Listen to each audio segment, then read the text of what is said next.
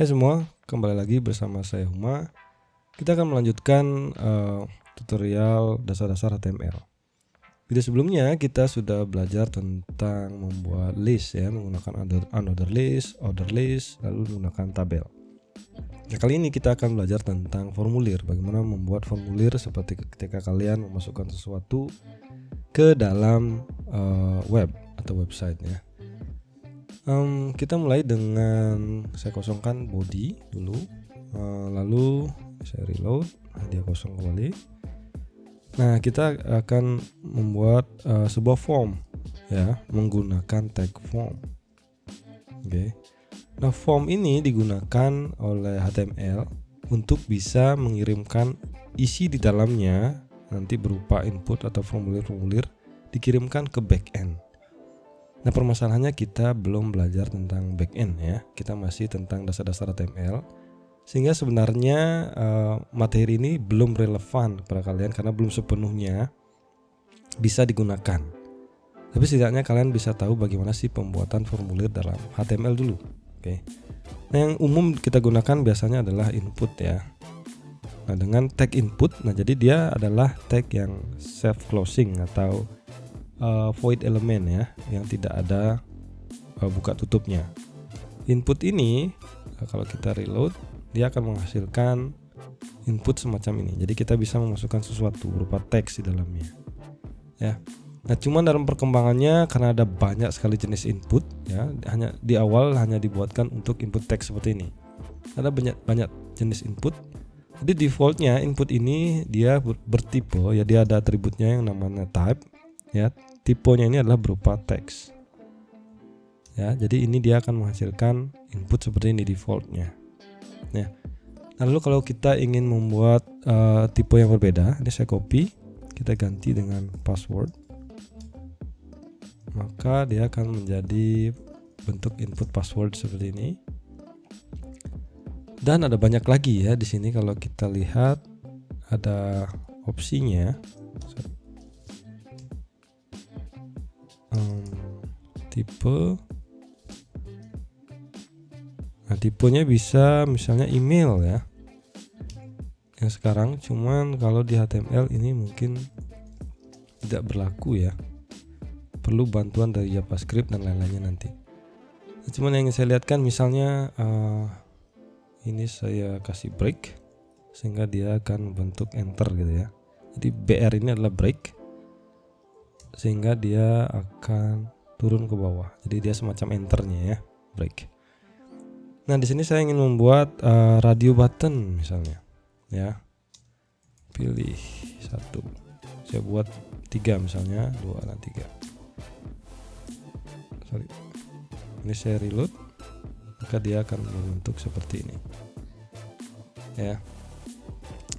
Lalu misalnya kalau saya membuat yang sama seperti ini tapi bentuknya adalah checkbox, maka saya harus ganti ini dengan checkbox. Checkbox.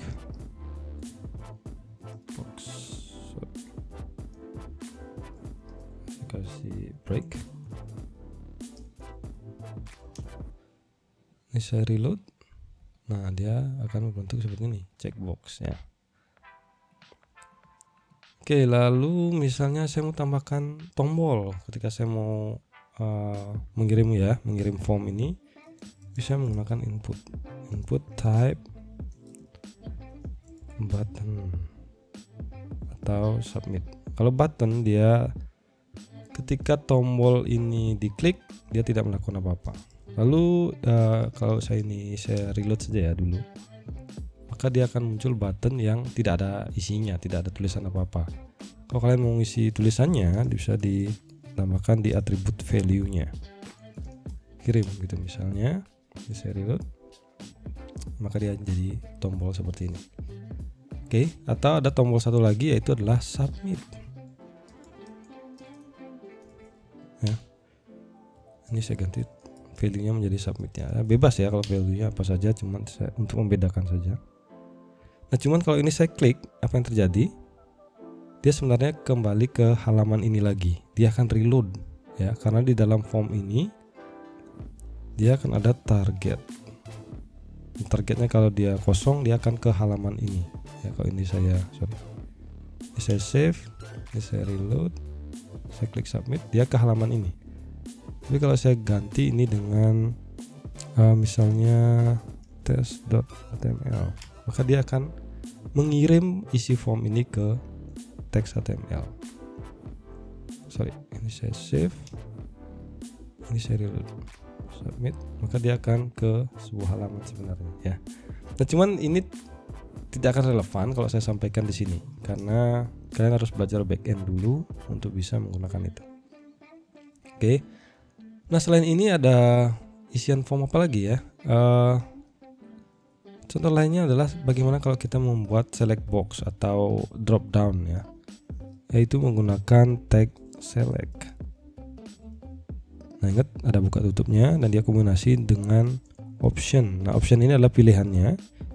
Pilihan 1 saya copy ini jadi 3, pilihan 2, pilihan 3. Ya, saya save. Saya reload. Nah, maka di sini akan ada pilihan seperti ini ya. Oke. Nah, yang terakhir tambahan ya. Mungkin bukan terakhir ya. Ada input yang biasanya dia besar ya. Kalau kalian memasukkan alamat dan sebagainya, nah itu bisa kalian gunakan input type. Bukan input ya, tapi text area.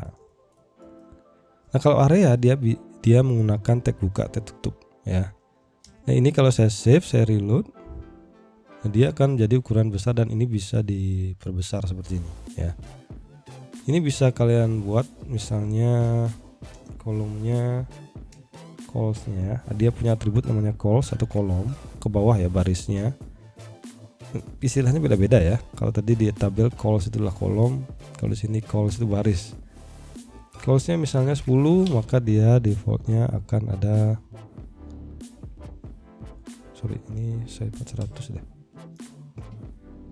Oke. Dia akan panjangnya ya. Calls seperti benar ya. Calls itu panjangnya. Dia akan ada 100 pixel. Oke, itu. Dan yang terakhir adalah button. Bagaimana untuk membuat button? Misalnya ini, kalau ini kan bisa ya kita buat button, tapi bagaimana kalau buttonnya itu di dalamnya kita memasukkan tag, kita membuat kirim ini menjadi bold atau italic dan sebagainya. Tentu kita tidak bisa membuatnya di sini. Kalau ini saya buat italic, kita tidak bisa melakukan ini di sini. Ini sudah berwarna merah ya, artinya sudah salah. Kalau ini saya save, memang dia tidak akan error, tapi dia akan muncul seperti ini karena dia hanya bisa teks. Nah, kalau kita ingin buat button di HTML5, HTML yang terbaru itu sudah ada tag yang namanya button ya. Kalau button seperti ini dia ada buka tutupnya, sehingga di dalamnya kita bisa isikan tag-tag HTML lainnya, kombinasinya. Misalnya kita mau buat dia bold dengan B, kirim. Ini saya refresh, saya reload, nah dia akan menjadi tebal ya. Atau kalau kita mau jadi italic, nah dia akan menjadi garis miring seperti itu. Oke. Nah, lalu bagaimana kalau saya ingin buat button yang tipenya submit? Nah, ini pun ada tipenya juga, bisa ditambahkan tipe, kita bisa tambahkan submit. Oke, kita reload, hasilnya sama. Oke, kurang lebih seperti itu ya untuk formulir, dan kalian bisa explore lagi. Seperti biasa di MDN itu ada inputan lengkap ya. Ini di MDN web docs ini ada banyak sekali standar-standar yang ada hari ini, per hari ini ya. Karena ini adalah semacam referensi dari konsorsiumnya yang sudah bisa kalian gunakan. Kalian bisa lihat inputnya ada banyak sekali dan bisa kalian gunakan. Ada file yang kedepannya akan kita coba. Oke, itu saja untuk video kali ini. Semoga bermanfaat. Sampai ketemu di video berikutnya.